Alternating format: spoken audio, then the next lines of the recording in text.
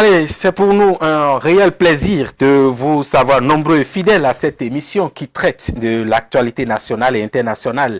Et pour ce numéro, nous allons parler politique. Vous le savez tous, depuis quelques jours, professeur Joseph Fifame Djokbenou n'est plus à la tête de la Cour constitutionnelle. Aussitôt, l'ancien ministre de la Justice a retrouvé sa famille politique dont il a pris les rênes désormais. Un repositionnement qui suscite beaucoup de réactions au sein de l'opinion publique, avec aussi le départ de certains ténors tels que Amoussou Bruno, Mathurin Nago ou encore Idi Kolaole. L'Union progressiste fait ainsi peau neuve dans le repositionnement de certains membres influents à l'approche notamment des législatives de 2023. Comment pouvons-nous apprécier la démarche de cette formation politique?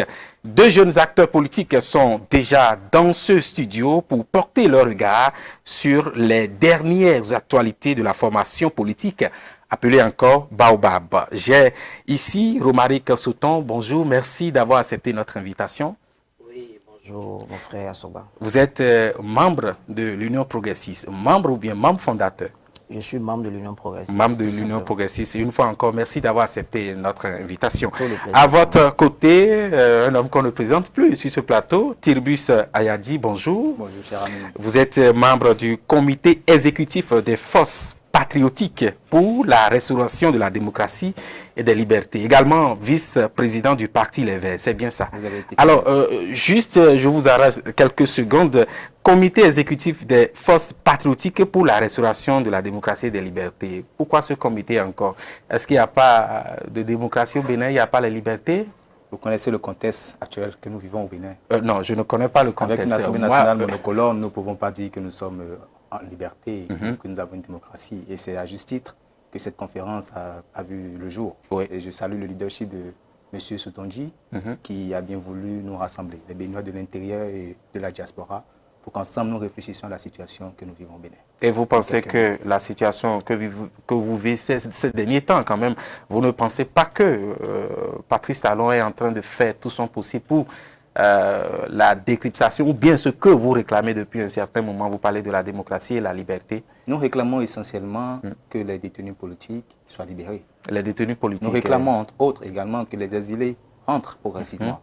Et nous réclamons que le code électoral de 2014 puisse nous permettre d'aller aux élections. Ben, nous sommes à quelques mois des élections. Vous pensez qu'il faut réviser encore ce code-là? C'est pourquoi je vous prends au mot que M. Patrice Talon n'est pas encore en phase avec ce que veut le peuple. Vous êtes sûr? On est convaincus. D'accord. On va revenir peut-être sur notre émission, surtout toujours sur ce plateau-là. Alors, Monsieur Romaric Sauton, vous qui êtes membre de l'Union progressiste, désormais c'est Joseph Djokbenou qui est à la tête de ce grand parti politique. Mais avant, si vous allez peut-être nous donner quelques mots sur le parcours de l'homme à la Cour constitutionnelle, que direz-vous? Merci beaucoup. Je voudrais commencer par peut-être paraphraser ce que le professeur Djokbenou a dit quand il passait la main à la tête de la Cour constitutionnelle. Il a dit le plus important, ce n'est pas la position, mais ce sont les objectifs qui comptent. Nous pouvons noter que le professeur Djokbenou à la tête de la Cour constitutionnelle a permis qu'il y ait beaucoup de révolutions. Beaucoup de réformes notamment. Beaucoup de réformes notamment au niveau de cette Cour, dont les audiences publiques, un citoyen lambda peut prendre part à des audiences désormais. Et ce qui n'a jamais été le cas par le passé. Ce qui n'a jamais été le cas par le passé. C'est surtout en son temps que nous avons eu plusieurs audiences. Nous en avons eu, et n'importe quel citoyen qui saisit la Cour, très rapidement, et la Cour statue sur la question, par rapport à la question sur laquelle le citoyen a saisi la Cour. Donc, les objectifs du professeur à la tête de la Cour ont été atteints. Et étant donné que la Cour a été révolutionnée et désormais, avec toutes les réformes que nous notons aujourd'hui au niveau de cette Cour, l'autre objectif, c'est de pouvoir aider la population un tant soit peu. Cela voudra dire que cette Cour a été plus proche de la population que par le passé. Que par le passé, voilà. Donc aujourd'hui, l'objectif du professeur, c'est de reprendre la politique là où il avait laissé, comme il a dit, sa famille politique, d'alors étant déjà membre de l'Union progressiste. Donc, il retourne à cette famille qui est l'Union progressiste. Et voilà. Non, il prend désormais les rênes. Merci, Monsieur Sauton. Monsieur Ayadji, vous gardez également un bon souvenir de Joseph Diogbenou à la tête de la Cour constitutionnelle? Cher ami, je garde un très bon souvenir. J'ai été admiratif du parcours de l'universitaire, mais très déçu du parcours de l'homme politique. Et non, on ira pas à pas, très admiratif de l'universitaire à la tête de la Cour constitutionnelle. Non. Quelques, J'ai été très admiratif du parcours de l'homme à l'université. À l'université. Je parle de M. Joseph Diogbenou, j'arrive. Mais son parcours à la tête de la Cour constitutionnelle me laisse un arrière-goût. Pourquoi? Je vais vous rappeler les lois qui ont été conformées sous sa présidence, le certificat de conformité qui a exclu bon nombre de compatriotes aux élections. Est-ce que vous la pensez... loi sur l'embauche qui a été conformée sous son règne. Je veux citer la loi sur les collaborateurs externes et il y en a tellement. Il y en a tellement. Je crois que l'homme qui a fait partie de la société civile, que nous avons vu défendre la démocratie, que nous avons vu exclamer. Et je peux vous rappeler que ces archives reviennent de temps à autre sur les réseaux sociaux et nous sommes nostalgiques de cet homme. Malheureusement, le pouvoir l'a utilisé pour des situations qui ne l'honorent pas. Est-ce que vous pensez de votre position? Tout à l'heure, vous avez dit que vous avez été admiratif et votre vis-à-vis tout à l'heure a rappelé quand même certaines réformes de la Cour constitutionnelle. Comme l'a dit M. Sauton, entre-temps, un citoyen lambda qui se lève seulement pour saisir la Cour. Aujourd'hui, avec les réformes où on assiste à des audiences publiques, est-ce que vous ne pensez pas que c'est quand même le bon côté que l'homme a innové à la tête de la Cour constitutionnelle? À quoi servirait une audience publique si cette audience, les décisions qui sortent de cette audience ne sont pas ce que le peuple veut? Parce que c'est quand même une juridiction, qu'on le veut ou pas, en griffe de contre-pouvoir. Mais si nous sommes face à une audience publique qui est une innovation, comme on le dit dans la Cour, mais qui a un arrière-goût que nous ne digérons pas, comment voulez-vous qu'on puisse lui donner de la quintessence à cette innovation? Mais lorsque vous parlez, par exemple, de certificat de conformité, je prends ce cas précis, finalement, vous avez vu ces partis politiques qui se sont conformés et qui aujourd'hui ont chacun leur certificat de conformité. Est-ce que vous ne pensez pas que c'est quand même à l'époque une innovation pour permettre de donner l'alerte à ces partis politiques-là d'être anticipatives avant de participer aux élections législatives de l'époque?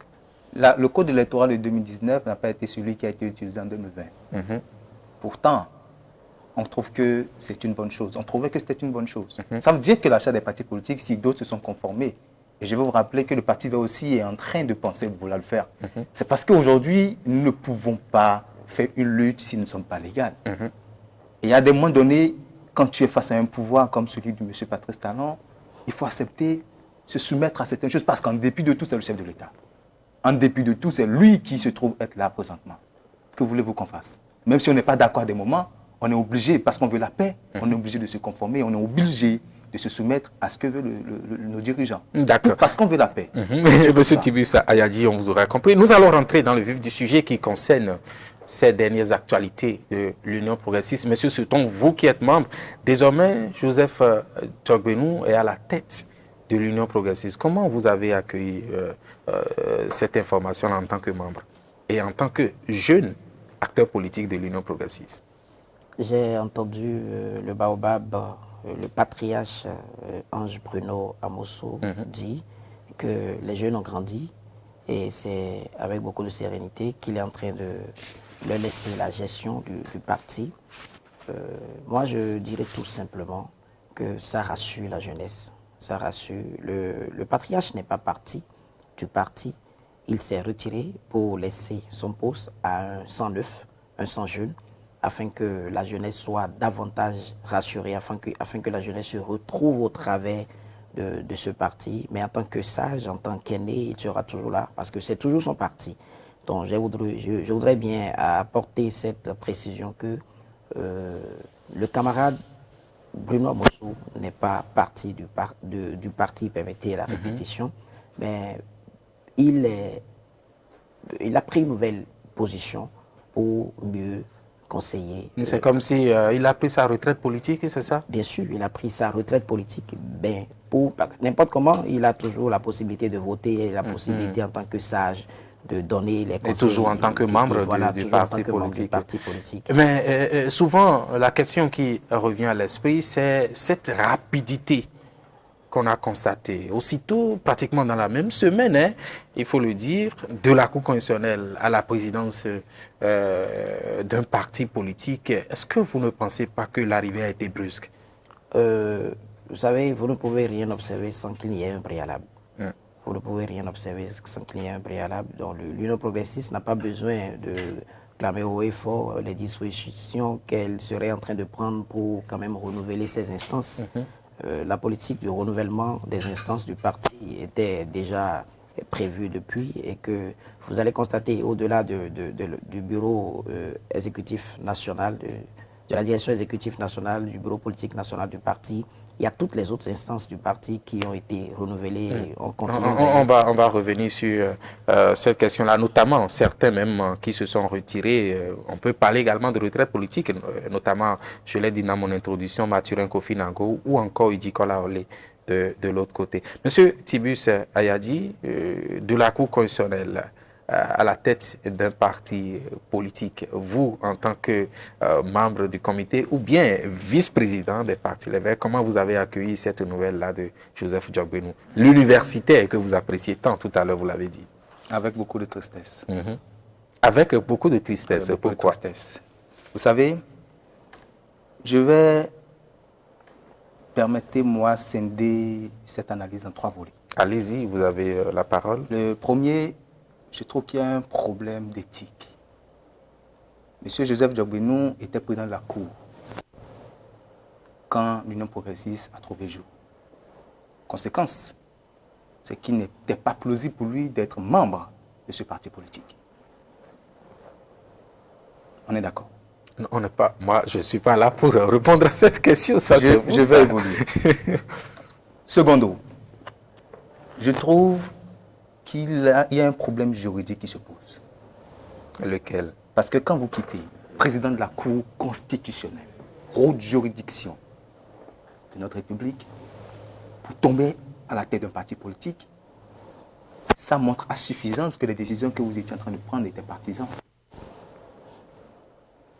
Et ce problème, beaucoup de personnes l'ont vu mais ne peuvent pas le dire. Troisième, je trouve qu'il y a violation de la déontologie.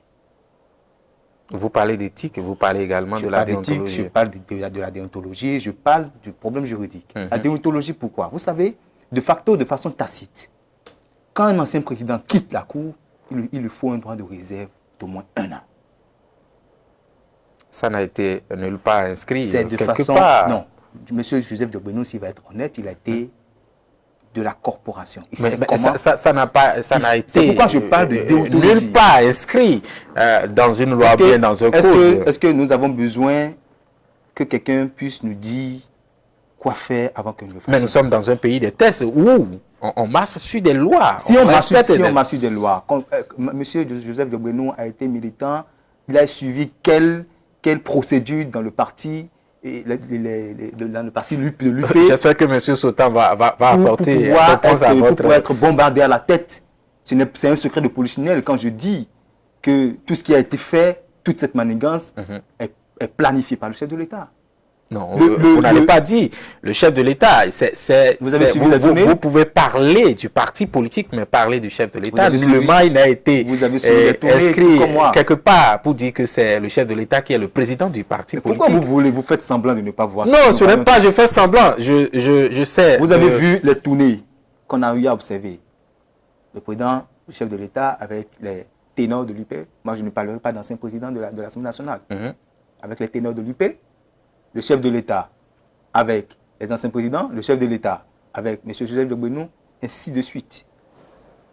Nous sommes dans une république où nous avons une jeunesse comme M. Sauton qui réfléchit, qui a vu de la matière. Donc je pense considérer que nous puissions analyser chaque fait, chaque pas que posent nos dirigeants pour pouvoir faire une analyse objective. C'est pourquoi je dis, quand tout se passe sous nos yeux et de cette façon, je suis triste. Le parti UP, pour moi, déteste.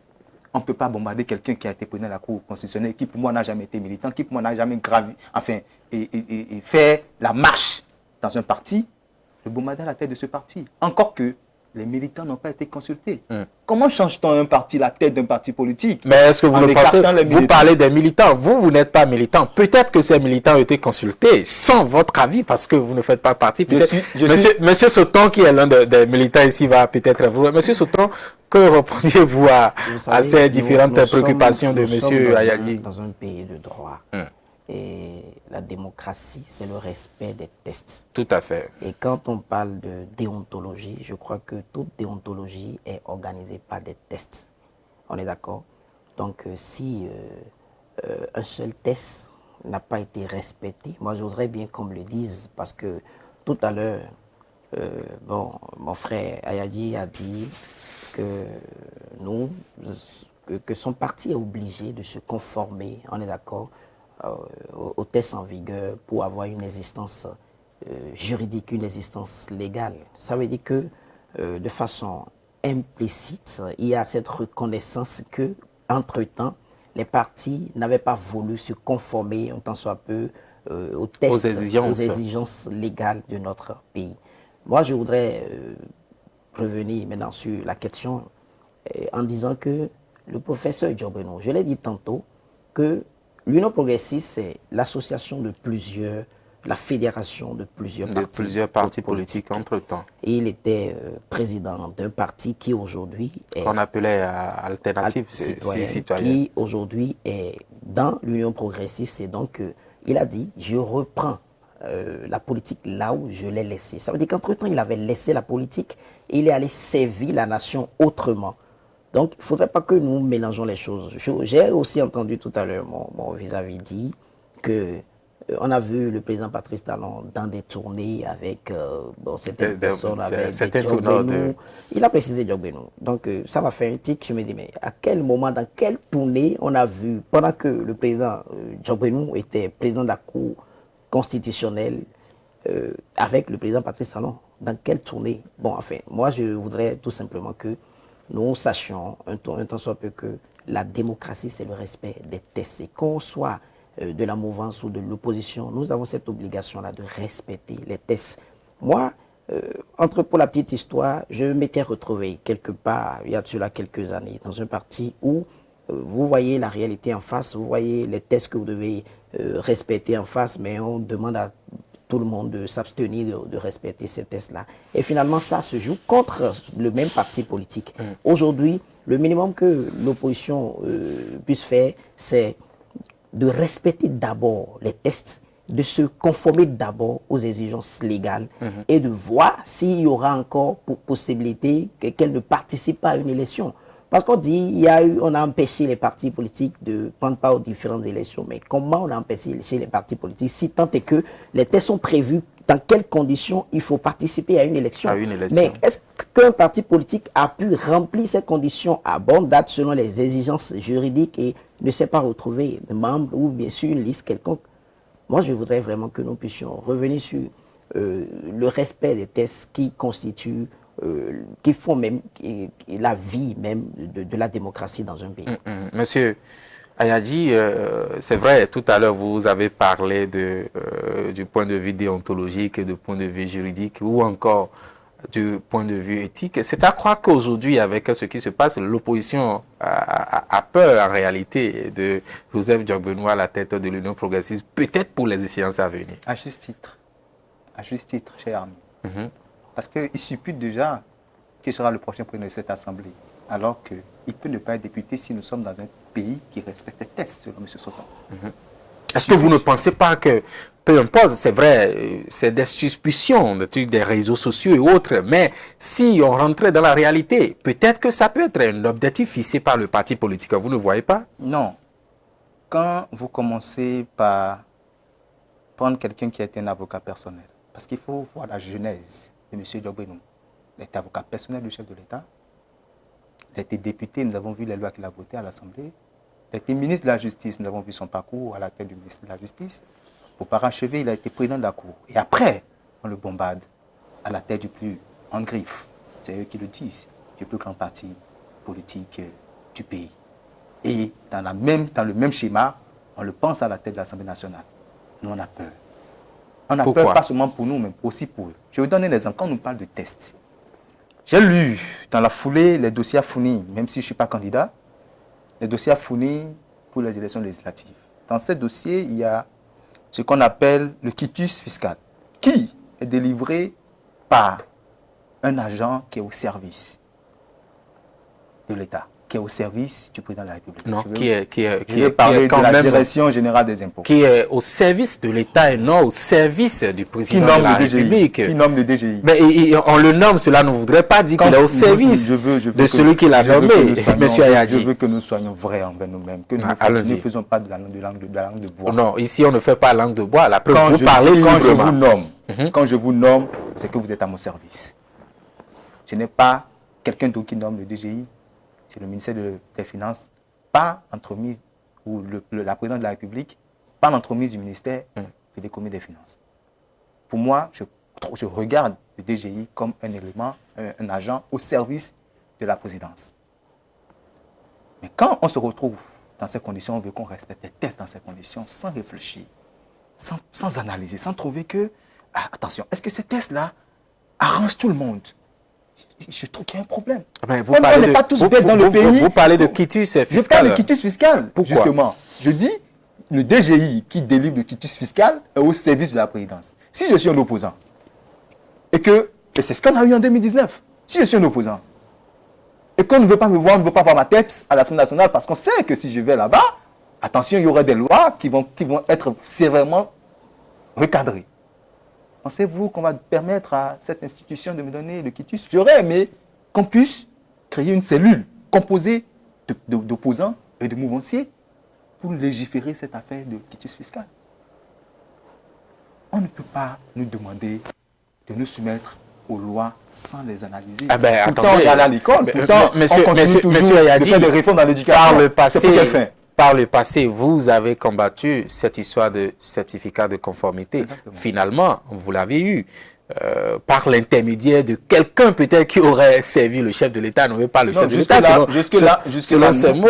C'est pour ce que vous savez, vous voyez, c'est le problème qu'on a aujourd'hui au Bénin. Dès l'instant où vous recevez, et les démocrates sont en train de subir ce revers, dès l'instant où vous recevez un certificat où vous vous conformez, on dit que c'est parce que vous avez fait un deal avec le chef de l'État. Nous vivons une crise sévère, une crise de confiance sévère. Il faut pallier à ça. Inéluctablement, il faut pallier à ça. Mais, monsieur Ayadji, on va revenir sur ça. Monsieur Sauton, oui. Je voudrais qu'on fasse toujours la part des choses. L'administration est au service de la population. Et quand on parle de quitus fiscal, il y a des conditions à remplir pour avoir son quitus fiscal. Et même dans la requête, même si vous lancez avec votre téléphone ou votre ordinateur, vous pouvez lancer la demande du quitus fiscal. Si vous lancez, on vous dit que vous devez être à jour vis-à-vis des impôts des 3 dernières années. Mais si vous ne remplissez pas cette condition, vous ne pouvez pas avoir le quitus fiscal. Mais si vous êtes à jour, vous aurez forcément le quitus fiscal. Ça n'a rien de politique, cette histoire de quitus fiscal. Maintenant, vous savez, quand un chef d'État fait asseoir son gouvernement, il y a le côté politique. Et le côté administratif. Et le côté administratif. Un ministre est à la tête d'une administration donnée. Et quand vous prenez un directeur, il est également directeur d'une administration donnée. Et l'administration, c'est au service de la population. Bon, ça n'a rien de politique à mon humble avis. Hein. Forcément, les tests sont prévus que le directeur général des impôts soit nommé suivant tel critère, tout simplement. On ne peut pas demander à un membre de l'opposition qui n'est pas chef de gouvernement ou bien ministre de venir nommer le directeur général des impôts. Ce n'est pas possible. Est-ce que vous Ce le n'est pas créez? parce que celui qui est là, parce que je prends l'exemple d'un maire, le maire est élu dans un parti politique, oui, pas un parti politique, pas la population, mais membre d'un parti politique. Ouais. Mais il est au service de la population. Il a ce que nous appelons la police judiciaire et la police administrative. Et il se doit de remplir son cahier de charges. Donc, attendons d'abord que nous soyons devant cette réalité où un membre de l'opposition va lancer la demande du quitus fiscal et serait à jour vis-à-vis du fisc, parce que l'administration fiscale est aussi exigeante. Donc, serait à jour vis-à-vis du fisc et n'aurait pas eu son quitus.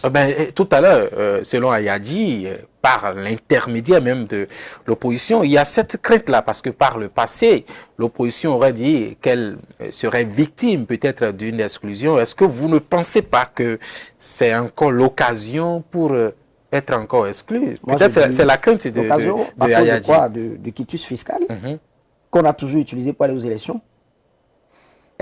Que la mouvance a toujours utilisé pour aller aux élections. Mais attendez, comment voulez-vous que quelqu'un qui n'est pas... Non, il y a quand même l'opposition, les FCBE étaient allés aux élections communales. Comment voulez-vous que quelqu'un qui n'est pas à jour vis-à-vis du fisc aille aux élections? Il doit à l'État et il ira aux élections. Pourquoi? Pour représenter quel contribuable? Pour représenter quelle population? Parce que c'est l'argent du contribuable qui organise les élections. Il faut que nous soyons aussi à jour vis-à-vis du fisc avant de prétendre aller aux élections. On est d'accord? Donc, moi, je ne vois pas vraiment le problème quand il faut faire toujours la part des choses. L'administration est l'administration, mais la politique reste la politique. La politique. Monsieur Ayadi, est-ce que vous ne criez pas, enfin, à chaque fois, on sent que vous anticipez sur l'exclusion, c'est à croire que vous ne voulez pas aller réellement aux élections? Monsieur Joseph Diogbenou a été député sans avoir jamais déposé un quitus fiscal. Moi, je ne suis pas... Non, vous connaissez mon frère parler. Non, Monsieur Ayadi, nous parlons de Joseph Diogbenou. Nous parlons de Joseph Diogbenou. Tout à fait. Il a dit comment Monsieur Ayadi, qu'on puisse aller à l'Assemblée nationale. Faisons la part des choses. Lorsque vous parlez de quitus, ce code est venu après Diogbenou. Entre-temps, Diogbenou était... En 2019. Oui. D'accord. En 2019, Diogbenou était à la Cour constitutionnelle. Mais avant, il a été député. Il a été député en ce moment. On ne parlait pas trop de quitus fiscal. Donc le problème ne se pose même pas quand on me dit. Pour moi, le problème ne se pose pas quand on me dit que vous devez à l'État et vous irez à l'Assemblée nationale. Non. Moi, je crois que le problème ne se pose pas. Et le problème est à quel niveau? Il a plusieurs moyens de redresser. Adiavo n'a jamais été candidat à rien. Aujourd'hui, il est redressé. Mais pourquoi voulez-vous qu'on reste au niveau? Non, restons dans le débat. Je suis dans le débat. Je suis dans le débat. Oui, monsieur Souton, laissons Ayadi, restons dans le débat. Aujourd'hui, vous avez tout pratiquement. Vous craignez quoi encore pour aller aux élections? Je vous l'ai dit, il y a une crise de confiance sévère que mon cher ami Souton ne veut pas reconnaître. Quelle est cette crise de confiance-là? Le gouvernement que nous avons là est fait pour quoi? Est-ce que c'est parce que dans l'opinion publique, ça mijote que Joseph Diogbenou sera le prochain président de l'Assemblée nationale, que vous craignez déjà qu'il y aura une exclusion dans l'élection à venir? On n'a même pas peur de ce qui se dit, parce que c'est eux-mêmes qui supputent ça, c'est eux-mêmes qui envoient la bombe. Ils ont dit qu'il sera le prochain président du parti, il a été. Pourquoi voulez-vous qu'on ne croit pas en ce que... C'est eux-mêmes qui envoient la bombe. Nous, on est des avertis. Ça ne nous fait pas peur. On n'est même plus à ce niveau, on n'est même plus là. Ce que nous nous demandons pour participer aux élections, c'est comme de tout le monde. Pour ne pas déplacer le débat, je préfère ne pas encore le rappeler. Oui, on va revenir peut-être sur ce dossier. Monsieur Souton, on va évoluer dans le débat. Il y a une crise de confiance et ça, c'est visible. Moi, je voudrais bien connaître là où se situe la crise de confiance. On est d'accord. On parle de quitus fiscal qui peut-être ne serait pas délivré à un. Moi, j'ai connu en 2019, monsieur Souton, j'ai connu en 2019 quelqu'un qui a demandé un opposant. Moi, j'étais candidat en 2019. Des gens qui ont demandé, des amis qui ont demandé le quitus fiscal, mais ne l'ont pas jusqu'au dépôt des dossiers. Bon, oui, monsieur Ayadi, nous sommes aujourd'hui en 2022, on va revenir sur ce débat-là. Le débat, c'est beaucoup plus l'Union progressive. Oui, monsieur Souton. Tous n'étaient pas à jour vis-à-vis du fisc. Tous ceux qui ont demandé à avoir le quitus fiscal n'ont pas eu ça, parce que si vous n'êtes pas à jour... Moi, j'étais à jour, je n'ai jamais eu le quitus fiscal. Des gens aujourd'hui qui n'étaient pas à jour. Aujourd'hui, ils ont été obligés de payé tout ce qu'il devait aux impôts avant d'avoir le quitus fiscal. Et bon, on n'est pas là pour citer des noms, sans quoi j'allais les citer. Avant d'avoir le quitus, il a fallu que tout cela paye d'abord leur redevance à l'endroit du fisc avant de pouvoir avoir ce papier-là. Donc, moi, je pense que tous les Béninois devaient applaudir cette innovation parce que ça permet à la caisse de l'État de pouvoir contre le quitus fiscal. Monsieur Ayadji, vous n'avez pas la parole. Quelqu'un qui aspire aller à un poste de responsabilité, je ne sais pas, être député ou maire ou je ne sais pas, et devoir encore à la caisse de l'État. Moi, j'applaudis, je voudrais inviter, pourquoi pas, toute la jeunesse à applaudir ces genres d'innovation parce que si tu es jeune et que tu veux apprendre à gérer le pouvoir, il faut que tu sois un exemple. Et tu sois en règle vis-à-vis du fisc. Tu ne peux pas devoir l'État et prétendre représenter la population quelque part. Je suis désolé. Alors, Monsieur Soton, nous restons avec vous, toujours avec l'actualité de l'Union progressiste, où dans la même foulée, on constate le retrait, si on peut dire, le retrait de certains hommes politiques, certains ténors de ce parti politique-là, Mathurin Kofi Nago, l'ancien président de l'Assemblée nationale, ou encore Idi Kolaolé, ancien président de l'Assemblée nationale, qui aujourd'hui ne sont plus à la tête de certains postes au niveau de l'Union progressiste. Alors, selon vous, ce retrait, qu'est-ce qu'on peut dire par rapport à ça? Est-ce qu'une manière de finir avec les vieux en griffe en politique? Je voudrais répondre tout en prenant cet exemple. Vous êtes fondateur d'une entreprise, vous arrivez à avoir un certain âge, et vos enfants sont là et ont l'habilité nécessaire de pouvoir bien gérer, pourquoi pas mieux gérer avec le sang jeune qui coule dans leurs veines. Vous êtes toujours là, mais vous pouvez leur céder la direction de votre entreprise. Ce n'est pas parce que vous êtes incapable de gérer, on est d'accord, mais c'est parce que aussi vous avez un certain nombre comment dirais-je, de règles que vous respectez dans votre parti désormais. C'est parce que votre parti veut davantage rassurer la jeunesse. Encore que l'Union progressiste aujourd'hui est le plus grand rassemblement politique au Bénin. Ah ben, il n'y a pas... Est-ce qu'il y a un critère ou bien quelque chose qui montre que c'est le plus grand parti politique? Vous aurez le temps de constater davantage parce que vous savez que c'est le parti qui a plus de députés à l'Assemblée nationale, le parti qui a plus de maires aujourd'hui. Et donc, attendez de voir si les gens pensent qu'il y a d'autres partis qui aujourd'hui veulent se mettre en règle, que ces partis remplissent les conditions nécessaires pour qu'on voit quel est le parti le plus grand aujourd'hui au Bénin. Et donc, sur la question du retrait... Donc, j'allais répondre à votre question en disant qu'ils se sont retirés de leur poste, de leur position, on est d'accord, pour permettre à la jeunesse de prendre les règnes. Et ils demeurent membres du parti. Je l'avais dit par rapport au président Bruno Amoussou. Parce que l'Union progressiste, c'est le parti de la jeunesse, c'est le parti de la femme. Donc nous faisons la promotion de la jeunesse, nous faisons la promotion de la femme. Et vous savez, nous allons vers les élections législatives. On est d'accord? Donc il faudrait que les jeunes puissent véritablement se retrouver également par ces instances de décision que nous avons au niveau du parti. Donc à partir d'un certain âge, vous prenez votre retraite politique. Cela n'empêche que vous demeurez membre du parti et c'est aussi cette valeur que l'Union progressiste aujourd'hui est en train de prôner. Alors, Bernard, la question qui se pose, ou bien ceux qui se mijotent, on a l'impression qu'on a forcé la main à ces anciens présidents de l'Assemblée nationale à aller à une retraite politique obligatoire en quelque sorte, parce que c'est juste après cette rencontre avec le chef de l'État, il y avait une rencontre avec le chef de l'État parlant des anciens présidents de l'Assemblée nationale avec l'actuel président de l'Assemblée nationale, et c'est juste après cela qu'il y a eu ce retrait de chacun d'eux. Est-ce que vous ne pensez pas qu'on est en train de forcer la main en quelque sorte à ces vieux-là à aller se reposer? Mais attendez, on a l'impression, mais est-ce que vous avez jamais posé la question à un vieux? Non, moi je vous pose la question en tant que membre. Répondre. Est-ce qu'on n'a jamais posé la question à un de ces sages-là de savoir si on lui a forcé la main? Il a dit qu'on lui a forcé la main. On a l'impression, mais pourquoi nous voulons toujours avoir l'impression de, sans chercher à vérifier? Vous allez constater que la plupart de ces jeunes ont plus de 70 ans. On est d'accord? Si vous arrivez jusqu'à 70 ans, l'Union progressiste voudrait bien que faut passer la main à la jeunesse. Et on dit le poisson ne pourrit qu'à partir de la tête. Donc, la tête a donné ce bon exemple en disant, voilà, mes enfants ont grandi, les jeunes ont grandi, il faut leur passer la main, il faut leur laisser la gestion du parti. Donc, on a forcé la main à personne parce que, bon, vous savez, tout est organisé. Je dis encore que nous sommes, l'Union progressiste, c'est le parti le mieux organisé. Aujourd'hui, nous le montrons.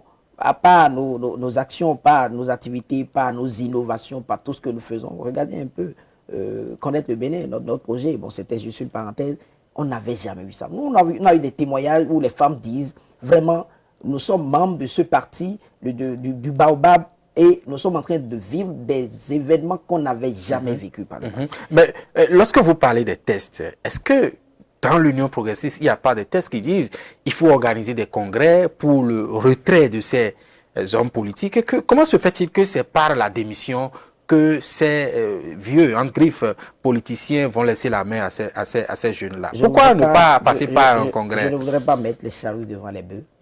Je voudrais que vous patientez un peu, vous allez découvrir. L'Union progressiste, c'est un parti respecté, respectable. Et tout ce que nous faisons, nous l'analysons. Tout à l'heure, j'ai entendu dire que la base n'a pas été consultée. Mais moi, je dis non. Parce que vous ne faites même pas partie de la base de l'Union progressiste avant de savoir si la base a été consultée ou pas. Donc, du coup, je voudrais juste vous dire... Peut-être qu'il a des informations. Quelle information? Selon laquelle la base n'a pas été consultée. Avec preuve qu'on peut nous montrer.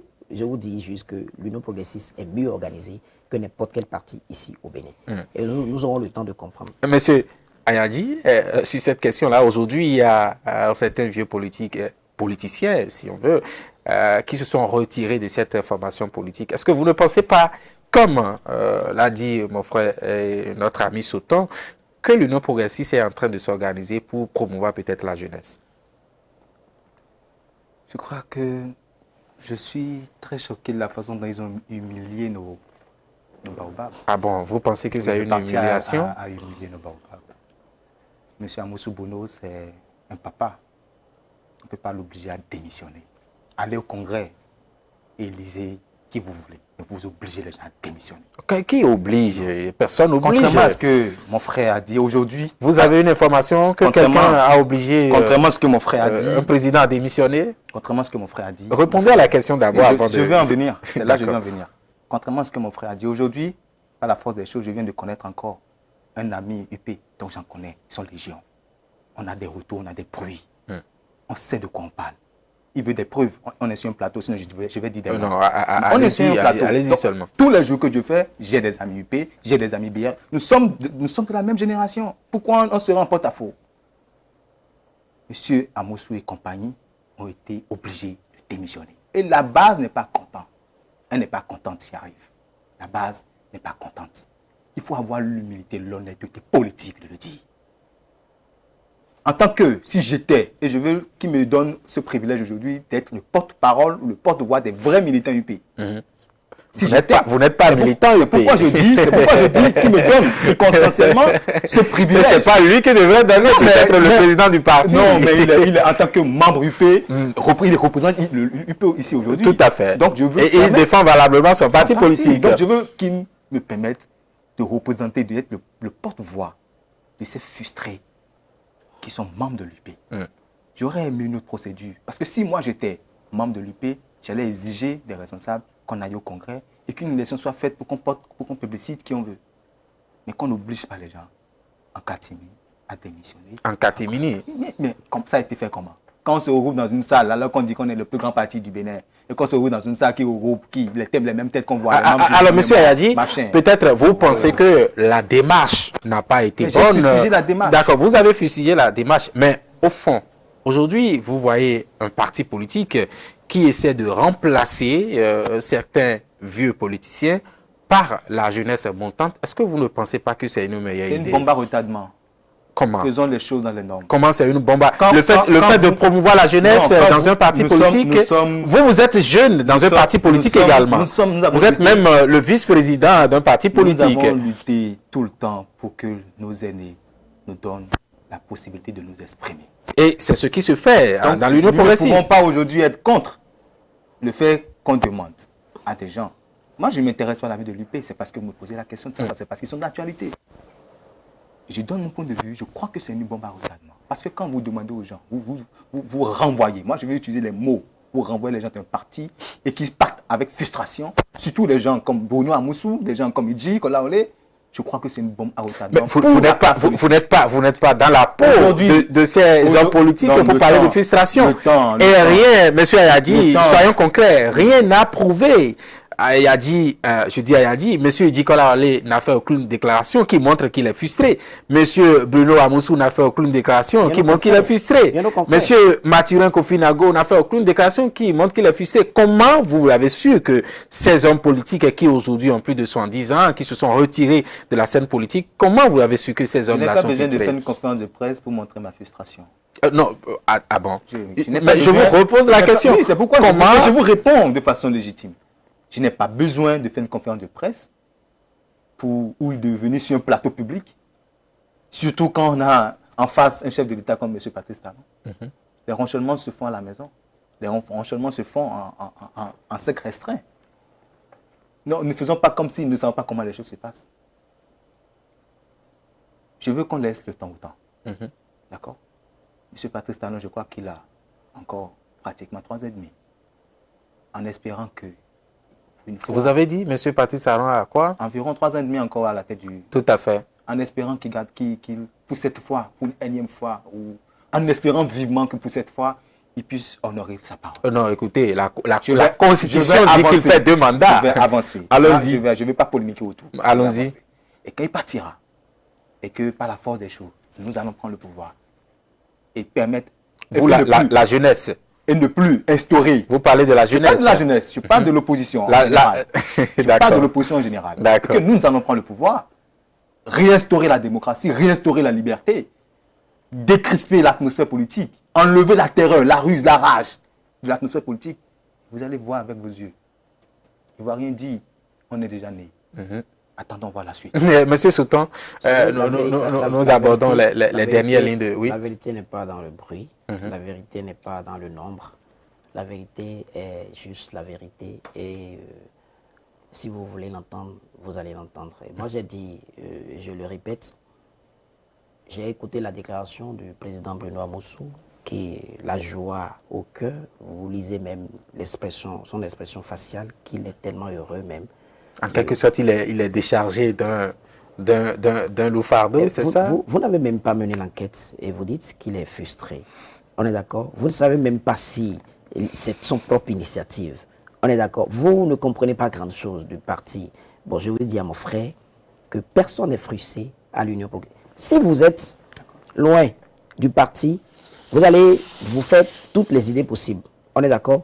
Vous êtes dans le parti. Venez au parti. Je dis même que toute la jeunesse de l'Union progressiste a applaudi ce retrait du président Amoussou. Non pas parce qu'on a quelque chose contre lui, mais parce que ça nous donne la garantie que nous-mêmes, nous pouvons aussi, à un moment donné de notre vie, accéder à cet impôt de responsabilité. Ça nous montre que nous n'avons pas mal choisi notre parti. Ça nous montre que nous avons réellement choisi ce parti-là qui fait la promotion de la jeunesse. Et vous allez constater, le renouvellement a eu lieu dans toutes les instances, jusqu'à la base. Je dis jusqu'à la base, dans toutes les instances du parti. Ce n'est pas seulement le sommet. À tous les niveaux, il y a eu ce renouvellement-là de tous les bureaux. Surtout pour la promotion de la jeunesse. Justement, surtout pour la promotion de la jeunesse, c'est des jeunes aujourd'hui qui sont aux commandes. Je suis à Porto Novo. Et regardez, nous avons même un maire très jeune, du nom de Chalma Yankoti. Nous avons des coordonnateurs de chaque session qui sont jeunes. Le parti a une directive que nous suivons.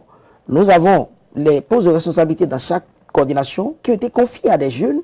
Regardez, allez dans les quartiers, vous allez voir que les responsables de cellules sont des jeunes. Vous allez voir que, mais vraiment, c'est la jeunesse qui gère. C'est comme tout est structuré. La jeunesse est en train de prendre le pas en quelque sorte. La jeunesse est le socle de tout développement. C'est que l'Union progressiste a compris qu'il faut confier ses responsabilités à ces jeunes. Pour voir. Parce que c'est nous qui allons aux urnes. Moi, je suis à la base, je ne suis pas maire, je ne suis pas député, je ne suis qu'un membre actif de l'Union progressiste. Et je donne encore mon exemple. Depuis 2020, j'ai été candidat aux élections communales. Je suis conseiller municipal suppléant à Porto Novo. Il y a des conseillers municipaux qui sont de ma génération, qui ont mon âge, dans le conseil de la mairie de Porto Novo. Dans le conseil communal de Porto Novo. C'est la preuve que c'est le parti de la jeunesse. Et vous n'allez pas voir autre chose. C'est la seule raison pour laquelle les instances ont été renouvelées tout simplement. Ne cherchons pas ce qui n'existe pas. Ne cherchons pas à imaginer des choses. Venez à l'Union progressiste, nous allons vous renseigner. C'est comme si vous êtes en train de faire la cour à Yadi. Oh, c'est mon frère. Venez à l'Union progressiste. Mon souhait aussi est qu'il soit un de ces jours de l'Union progressiste parce que c'est là où la jeunesse pourra mieux s'extérioriser, s'afficher, s'affirmer politiquement. D'accord. Monsieur Ayadi, un dernier tour de table avant de clore ce numéro de Free Speech. Qu'est-ce que vous avez à dire à cette jeunesse de façon générale? Et aujourd'hui, avec ce qui se passe, nous sommes également à quelques jours de notre accession à l'indépendance, 62e anniversaire. Peut-être vous avez quelques mots à dire à l'endroit, pourquoi pas, du chef de l'État, qui aujourd'hui, qu'on le veuille ou non, est en train de faire tout possible pour que la décryptation dont vous parlez depuis un bon moment soit chose effective. Merci, mon cher ami. À la jeunesse, comme je l'ai dit avant plateau, à mon frère Sauton, c'est qu'on soit mouvancier ou opposant, nous devons nous focaliser sur un fait. C'est qu'il faut s'affirmer désormais, parce qu'on a de la matière. Et c'est ce que l'Union progressiste est en train de faire. Au lieu de se combattre, au lieu de se combattre, il faudrait s'affirmer. Et je vais dire à mon frère Sauton que là-bas, à l'UP, qu'il ne fait pas attention aux semblants de changement de tête ou au semblant de promotion de la jeunesse. C'est un politique, je sais qu'il a averti. Et même s'il ne dit pas les choses officiellement ici, je suis convaincu. Non, il dit les choses telles qu'elles sont. Même en offre tout à l'heure, il dit les choses telles qu'elles sont. Je suis convaincu que sur tout ce qu'on a eu à dire, il me trouve raison sur certains points. Même si ce n'est pas sur la totalité, certains points. Je suis convaincu qu'il me trouve raison sur certains points. Nous rendons grâce à Dieu parce que nous aurons bientôt 62 ans. C'est une opportunité de demander au chef de l'État de reconstituer, de reconsidérer notre histoire. Les Bénins n'aiment pas là où il y a du bruit. Les Bénins n'aiment pas les bruits du canon. Les Bénins, c'est un peuple de paix. Et il n'y a pas bruit de canon. Merci beaucoup, Monsieur Ayadi. Monsieur Sauton, un dernier tour de table, qu'est-ce que vous avez à dire? Je vous remercie d'abord pour cette opportunité que vous nous avez accordée de pouvoir nous exprimer. C'est un plaisir partagé. Parler à toute la jeunesse béninoise. Et je suis heureux de constater qu'il n'y a que des jeunes ici sur ce plateau. Et je salue au passage mon frère Ayadi qui est souvent laisse son cœur parler. C'est bien parce que ça va permettre à tout un chacun de nous de pouvoir éclairer la jeunesse. Je voudrais lui emboîter quelques pas en disant que le président Patrice Talon aujourd'hui est en train de viabiliser l'histoire de notre pays. Nous sommes en train de constater. Et c'est un homme qui agit, qui parle peu, mais qui agit beaucoup plus parce que ses pensées sont des faits. Il pense, il dit, peut-être quelquefois, mais il agit beaucoup plus. Et je vais dire à toute la population béninoise que les 62 ans doivent être pour nous une opportunité où nous allons révolutionner notre manière de voir les choses. Nous allons décoloniser notre cerveau, un tant soit peu. Je parle beaucoup plus à la jeunesse. Nous allons penser encore l'avenir de la jeunesse et nous allons chercher là où il y a des opportunités, là où l'administration béninoise, je ne veux pas parler du gouvernement, je ne veux pas parler, mais je parle beaucoup plus en termes d'administration. L'administration béninoise offre des possibilités, l'espoir à la jeunesse. Nous devons savoir saisir ces opportunités-là.